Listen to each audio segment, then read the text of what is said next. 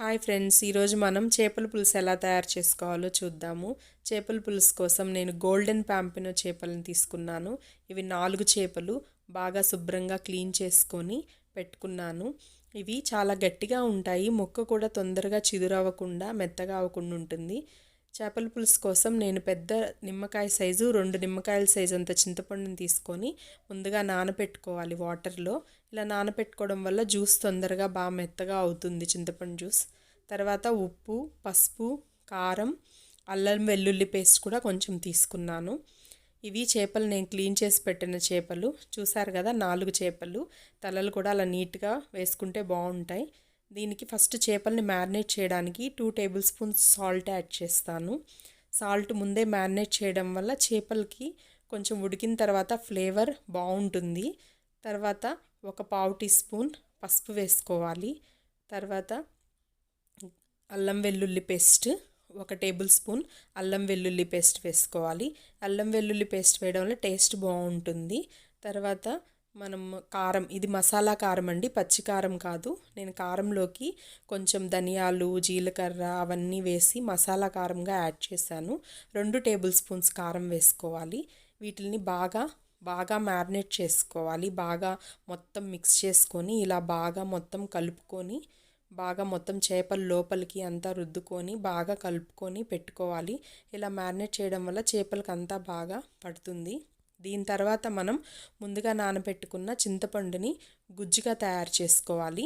ఇలాగా వడకట్టుకునే దాంట్లోకి వడకట్టుకుంటే మీకు చింతపండులోని ఉండే డస్ట్ ఏమీ చింతపండు గుజ్జుకి యాడ్ అవ్వకుండా ఉంటుంది.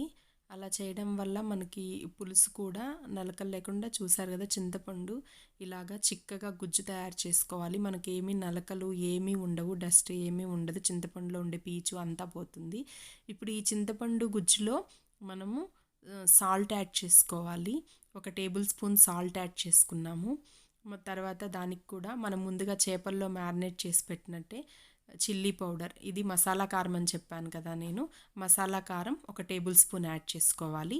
ఇది బాగా మిక్స్ చేసుకోవాలి. చింతపండులోకి మొత్తము బాగా పట్టేటట్టు చూసుకోవాలి. మనం మీకు ఎవరైనా బాగా గుర్తు తెలిసిన వాళ్ళైతే మన చింతపండు ఈ జ్యూస్ని కనుక టేస్ట్ చూస్తే మనకి సరిపడా ఉందా లేదా అర్థమవుతుంది. అలా అర్థమైనప్పుడు మనకి ఇంకా స్టాప్ చేసేసుకోవడం. లేదు సరిపోలేదు అంటే మీ రుచికి తగ్గట్టు కొంచెం ఉప్పు, కారం యాడ్ చేసుకోండి. ఇప్పుడు మనం చేపల పులుసు ఎలా తయారు చేసేసుకోవాలో చూద్దాము. దానికి ముందుగా ఒక ఆనియన్ ఇలాగా సన్న ముక్కలుగా కట్ చేసుకోవాలి. ఒక 5 to 6 టేబుల్ స్పూన్స్, చూసారు కదా, ఆయిల్ అంత వేసుకోవాలి. ఆ ఆయిల్ మీకు ఒకవేళ కొంచెం ఎక్కువ వేసుకోవాలంటే మీ టేస్ట్కి తగ్గట్టు కొంచెం వేసుకోవచ్చు. మరీ ఎక్కువైనా కానీ కూరలో పైన ఆయిల్ తేలినట్టు ఉంటుంది.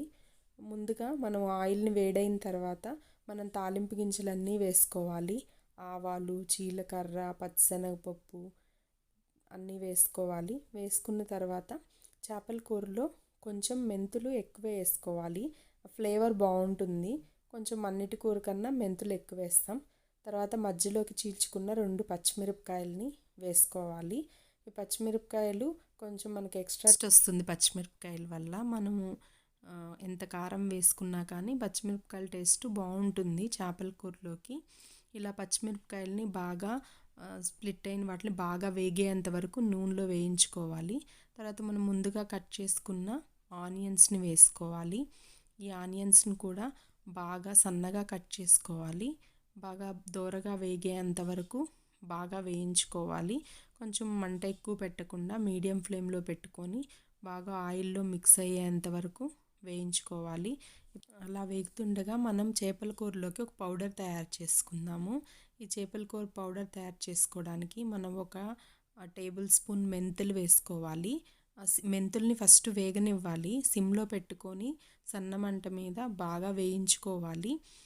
మంట ఎక్కువ పెట్టేస్తే తొందరగా మాడిపోతాయి. అలా కాకుండా సన్న మంట పెట్టుకొని సిమ్లో పెట్టుకొని జాగ్రత్తగా వేయించుకోవాలి. ఇలా బాగా వేయించుకొని మెంతులు మాడకుండా వేయించుకోవాలి. మాడితే మళ్ళీ కూర టేస్ట్ బాగుండదు, ఫ్లేవర్ పాడవుతుంది. అందువల్ల బాగా మెంతులు వేగిన తర్వాత బాగా మీకు అర్థమైపోతుంది, కలర్ చేంజ్ అవుతుంది. దాని తర్వాత ఆవాలు యాడ్ చేయాలి. ఆవాలు కూడా మనము సన్న మంట మీదే వేయించుకోవాలి. మంట ఎక్కువైతే ఆవాలన్నీ స్ప్లిట్ అయ్యి పక్కకి స్ప్లిట్ అయిపోతాయి, పక్కకన్నీ వెళ్ళిపోతాయి. కాబట్టి మనము 1 స్పూన్ మెంతులకి 5 స్పూన్ల ఆవాలు యాడ్ చేసుకొని వేయించుకోవాలి. ఎక్కువ మెంతులైనా కానీ తక్కువ ఆవాలైనా కానీ కూర చేదుగా ఉంటుంది. కాబట్టి 1 స్పూన్ మెంతులు వేసుకొని, మెంతులు బాగా వేగిన తర్వాత ఆవాలు వేసుకొని బాగా వేయించుకోవాలి. అది పక్కన పెట్టేశాను చల్లారుతుందని ఆవాలు మెంతులు. తర్వాత మనం కూరలోకి వచ్చేద్దాము. ఈ ఉల్లిపాయలు బాగా ఇలా వేగిపోయాయి.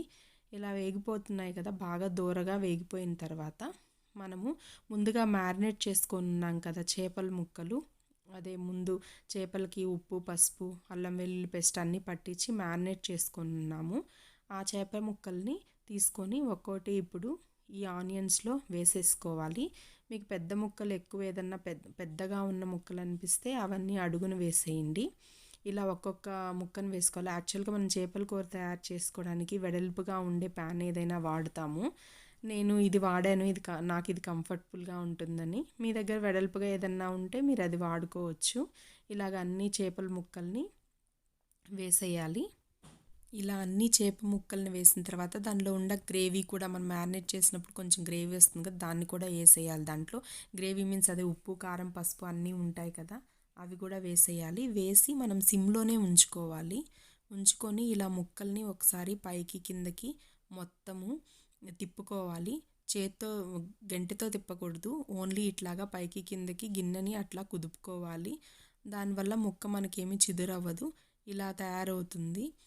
దీని తర్వాత మనము చూసారు కదా, కొంచెం చేప మగ్గినట్టు అయిపోయింది. ఇప్పుడు ఉప్పు, కారం అంతా చేపకి పట్టిపోయి ఉంటుంది. ఈ మనము చింతపండు గుజ్జు తయారు చేసుకొని దీనిలో మనం అన్నీ ఉప్పు, కారం అన్నీ వేసుకున్నాం కదా, ఉప్పు కారం వేసుకున్నాం కదా, దాన్ని ఈ చేప ముక్కల్లో పోసేసుకోవాలి. మెల్లిగా పోసుకోండి. అలా పోసుకొని మొత్తం ఒకసారి గంటేమీ పెట్టకుండా తిప్పుకోండి. మొత్తం చేపలు, ఈ పులుసు అంతా కలిసేటట్టు బాగా తిప్పుకోవాలి.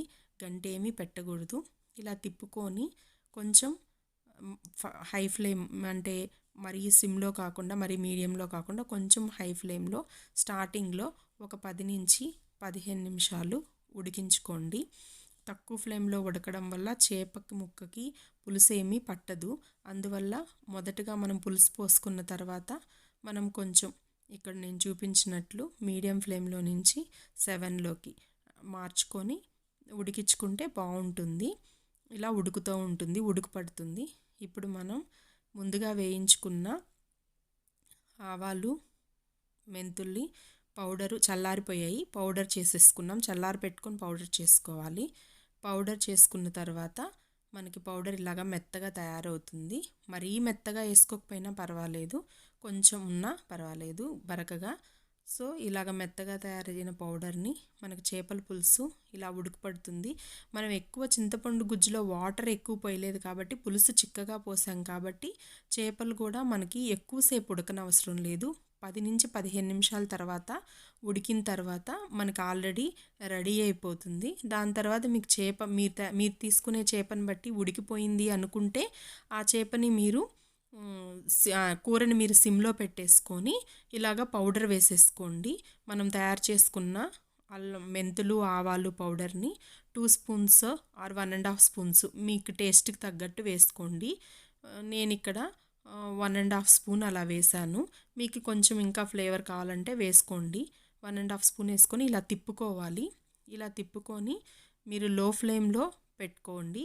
లో ఫ్లేమ్లో ఒక 3లో 4లో ఒక 10 మినిట్స్ పెట్టుకొని తర్వాత సిమ్లో ఒక 5 మినిట్స్ పెట్టుకొని ఇలా రెడీ అయిపోతుంది చేపల కూర. దానిపైన కొత్తిమీర తీసుకొని గార్నిష్ చేసుకోండి. కొత్తిమీర తీసుకొని గార్నిష్ చేసుకొని సర్వ్ చేసుకోండి. ఇదండి చేపల కూర తయారు చేసుకునే విధానము. మీకు నచ్చినట్లయితే లైక్ చేయండి, షేర్ చేయండి, కామెంట్ చేయండి. మీరు కూడా ఇలా చేపల కూర తయారు చేసుకొని ఎలా ఉందో నా కామెంట్ సెక్షన్లో చెప్పండి. ఈ కూర బాగా టేస్టీగా రావడానికి 2 టిప్స్ పాటించండి. 1 చింతపండు గుజ్జు బాగా చిక్కగా చేసుకోండి. 2 చింతపండు గుజ్జు చేప ముక్కల్లో పోసిన తర్వాత 15 నిమిషాలు హై ఫ్లేమ్లో 10 నిమిషాలు 3లో 4లో ఉడికించుకోండి. లో ఫ్లేమ్లో 5 మినిట్స్ ఉడికించుకోండి. అంతే, బాగా రుచికరమైన చేపల పులుసు తయారైపోతుంది.